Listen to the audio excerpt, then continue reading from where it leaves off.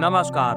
ગુરુ કોળીના પહેલા ભાવમાં હોય એ વ્યક્તિમાં ખાસ વાત એ હોય છે એ દિલના સાફ હોય છે. સામેવાળાની ચાલાકીને આસાનીથી સમજી લેતા હોય છે. આ વ્યક્તિ જીવનમાં લાંબો સમય અભ્યાસમાં રહ્યા હોય, એમના પરિવારમાં સુખ સમૃદ્ધિ આવે છે અને પરિવારનું ભવિષ્ય ઉજ્જવળ બને છે. આ વ્યક્તિએ સારો અભ્યાસ ન કર્યો હોય તો પણ એ સમજદાર હોય છે. વિવાહ બાદ એમનું ભાગીદારી થાય છે. જીવનસાથી જેટલા સુંદર હોય એ વ્યક્તિ એટલા ધનવાન થવા લાગે છે.